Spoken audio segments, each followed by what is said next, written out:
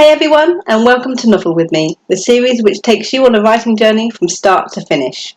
Today is a very special video because we've finally reached world building part 4.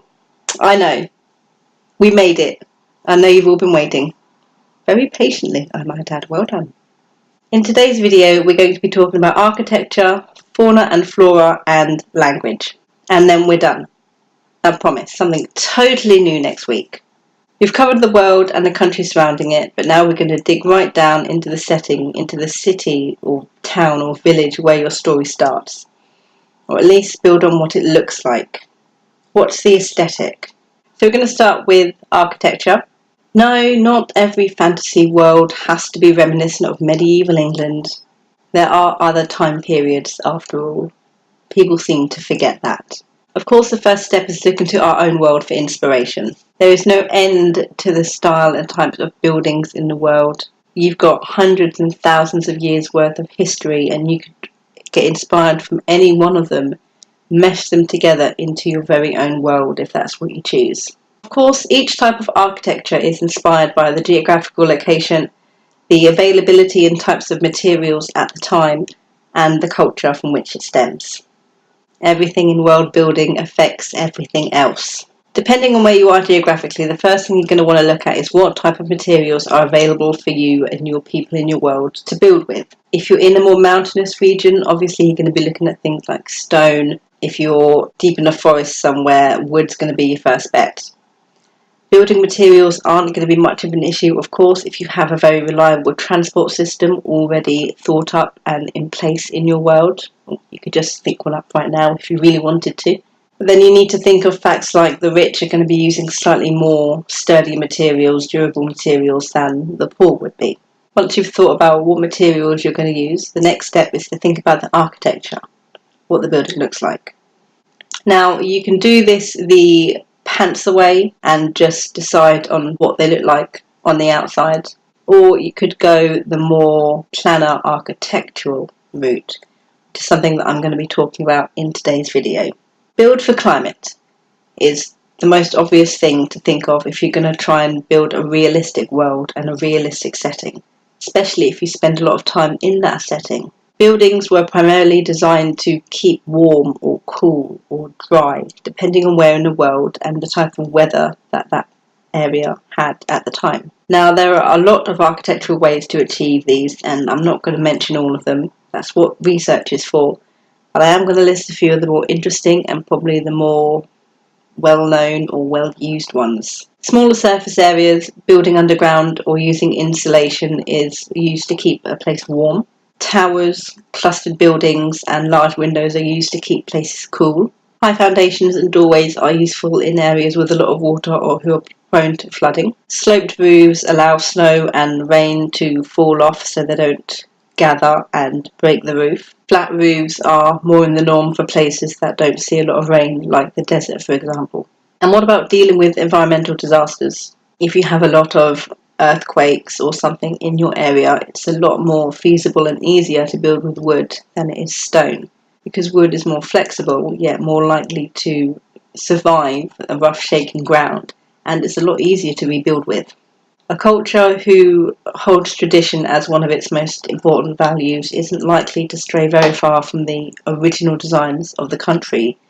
They'll take inspiration, they'll make it slightly more modern, but there are elements that are going to stay the same. Cultures who value progress and growth are more likely to stray away from the past and build something new, something that hasn't been seen before. And who knows, you might find a mix of these different types of architecture in the same city, depending, of course, on who was ruling it at the time. What about how your houses are built, how your communities are built? If your culture is big on family, they might have, an entire area of family homes, all clustered around the same courtyard, living together.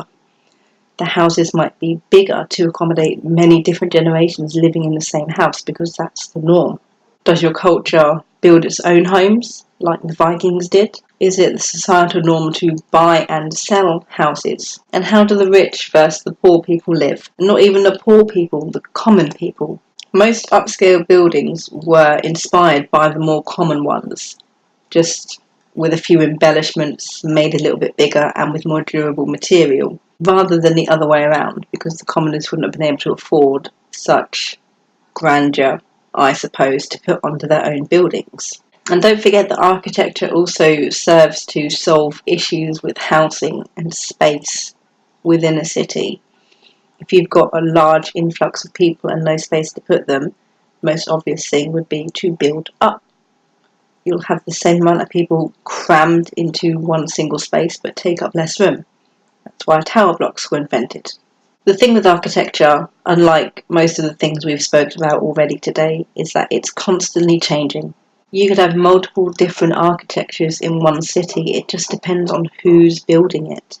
As your civilization has advanced, so have the building materials, so have the knowledge of the people building those buildings.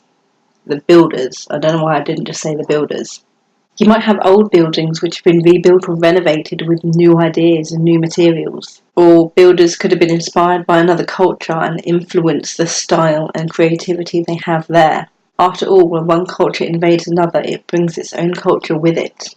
Architecture serves to show what your place looks like and how your residents live. It can show the difference between classes, between cultures, between races if you have them. Don't stick to the tired fantasy trope of medieval stone castles and Tudor-style homes. Get creative, think outside the box, and give it all a fresh new twist. Flora and fauna. Silly old me who thought flora and fauna meant flowers and plants. Doesn't mean flowers and plants. Flora is plants and flowers. Fauna is animals. Yeah. So, plants and animals. Flora and fauna sounds better. I'm going to keep this one simple because it is a very simple but very effective way to showcase the world building in your world. It's also, I suppose, technically one of the least important, unless of course your story somehow focuses very heavily on different flora and fauna in your world. I'm never going to be able to say that correctly. First of all, you need to decide if you are going to use the same flora and fauna that we have in our own world. It's not impossible after all. There are hundreds and hundreds, probably thousands of stories who take types of flowers, types of animals from our world and integrate them into their fantasy world.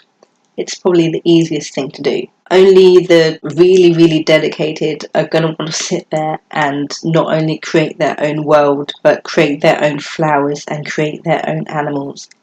It's very time consuming. It's extremely complicated. So I'm not surprised that people just use roses and horses and dogs and cats or whatever else in their own fantasy world. It is very rarely, if ever, questioned after all. If you're going to stick to our world, flora and fauna, then get researching. Find out which flora and fauna reside and exist in different climates and then use those in your own world. While people might not care that you're using tigers and elephants and geraniums, they are going to care if you've got a pine tree in the middle of a desert, because that does not make sense. It is not realistic. It's easier than creating your own flora and fauna, although creating flora is actually a lot simpler than you might think it is. If you are going to create your own, very little research is needed and you can pretty much do whatever the heck you want. Creating flora is extremely simple, unless you want to go the really detailed route and have one of your characters pick a bunch of insert flower name here. All you really need to do is describe it. It's really easy to say a rose garden or the apple tree. People know what those look like. It's just as easy to go a bunch of flowers with short, squat yellow petals or the tree with the white and black stripes. They're not necessarily plants or flowers that grow in our own world. There might be. There's thousands. I wouldn't know. But they're probably just as easily created from you. No one's going to know the wiser. No one's going to question it. And it's quite realistic for people to not know the names of flowers and plants where they live. So you don't even need to worry about naming them. Of course, you do need to think about if people use flora or fauna for anything in your world. Are there certain animals that are rare, that are used for eating, that are used for their skin, for clothing, etc., etc., especially if you are going down the route of creating your own? You'll need to decide if any of the flora is poisonous to humans or animals, if it's used for healing, like with potions, or salves or balms. Is it used to make tea? Better be used to make tea. If tea does not exist in your world, you're doing your world wrong. If you're not going to go into massive detail about your world and its surroundings, then flora and fauna isn't something you really even need to worry about. Unless flora and fauna isn't really something you need to worry about or even note down. It can become a part of a random description, and that's all there is to it. Again, it depends on the writer and how detailed you actually want to go in your world. Language. Grab your pencils, kids. We're going to create our own language. No, we're not. I'm joking. I'm not going to do that. I don't have the time or the knowledge. I'm going to keep language simple because it's very easy to get complicated, and I am not about complicated at all. Different countries have different languages, obviously, and within those countries there may be a variety of different languages. You'll have different dialects and different accents depending if you're from the north, south, east, west, which can help you tell what part of the country your characters are from. Some countries might even have multiple languages which are extremely similar, share the same words but different translations. I'm personally not an advocate for writing accents or writing down the physical language in novels, but of course to each their own. If you are going to physically write down your language, you need to make sure that it stays consistent and that if you're reusing words that they stay the same throughout the entire novel, because keen-eyed readers will pick up if there's a difference or not.